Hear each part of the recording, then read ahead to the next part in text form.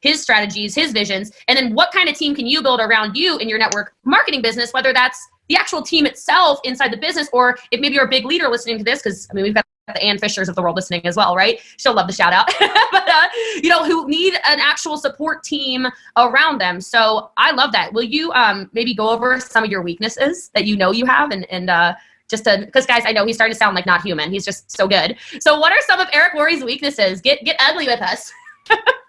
Resistance to structured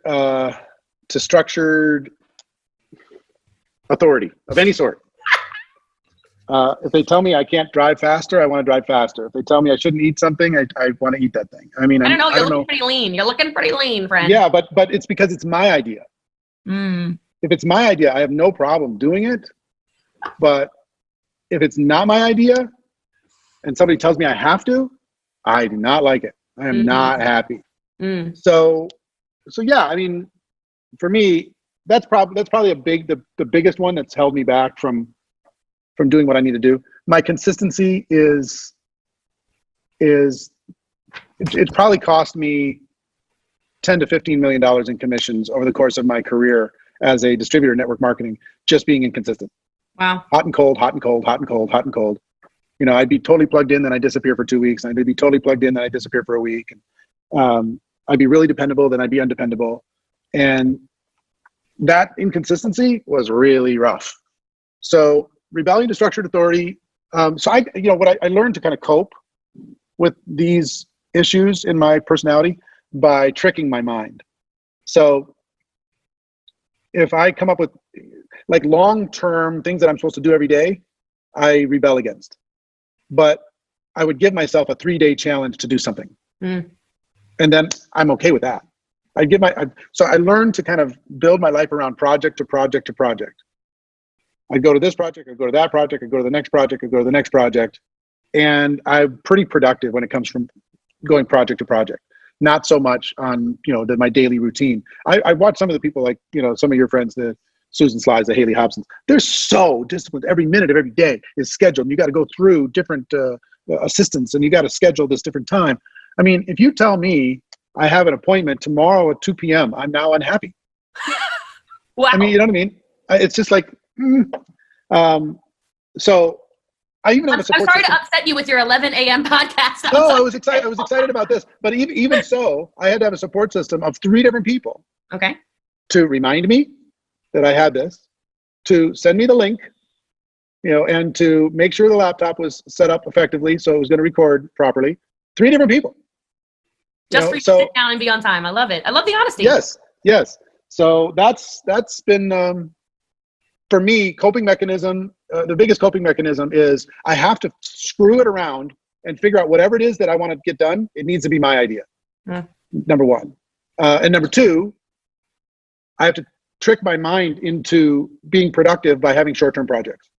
I really love that, because I know the question would have been for people, well, if he's lost $10 to $15 million in commissions, how did he decide to become consistent? And I do like that. It's almost like gamification. And so for those of you who are listening to that, he just told you, give yourself a 3-day challenge. Give yourself. Listen, I made $15 million, but I could have made twice as much. Right. I made $15 million in commissions. I could have made twice as much if I would have just had a baseline of consistency. Right. I'd get a wild hair and I would just go crazy about some project, and then I'd go on cruise control for too long. And I would lose the momentum that I built, and I'd do it over and over and over and over and over and over and over again. And what I realized, Jessie Lee, is a lot of it in my network marketing building career in the field had to do with self-sabotage. It had to do with my own self-worth. I didn't feel like I was worthy of the income that I was earning, that I deserved it. I felt like a phony, felt like a fraud, felt like an imposter, and I felt like I was going to get exposed any minute. And so when I got uncomfortable with high income levels and stuff, I would sabotage it in unconscious ways. I would sabotage my wealth with bad investments, bad partnerships, bad relationships, spending money like a drunken sailor. I would sabotage it with my team. I would get into unnecessary fights with the company or with my downline or whatever for no reason. I would sabotage my own productivity by being inconsistent. And it would bring me, because my founding kind of, my core belief system is I was the scrappy underdog. I wasn't the champion. I was the Rudy. I wasn't Tom Brady. So I related more to Rudy in the movie, the guy who's never going to get on the field, you know, that his championship moment was getting to play for 7 seconds or whatever, than I was Tom Brady that was just going to go all the way to the top, be the greatest ever to ever play.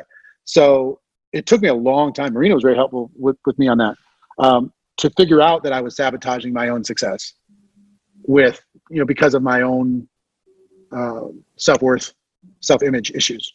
So same thing with my health, same thing with my fitness, same thing with my weight.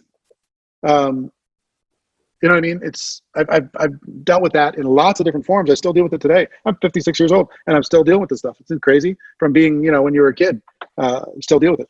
So I feel like I know you pretty well, and I've never heard you say that. So really? Thank you. I've heard little bits and pieces, but you've never really been that forthright really about it. So I really appreciate that. I think that's really powerful. Okay, so how do you step out of that then? Because now obviously you're a wealth generation machine. I love that you said you deal with it every day, because I just did a whole thing about imposter syndrome, because everything in my life is exploding right now. I've never had this many eyes on me, even though I've had a big social media following. The podcast has changed the game. Everything has just gone really crazy for me. And I was it was a lot with imposter syndrome. I'm like, Trent Shelton's like, yes, I'd love to be on your podcast. I'm like, shut up.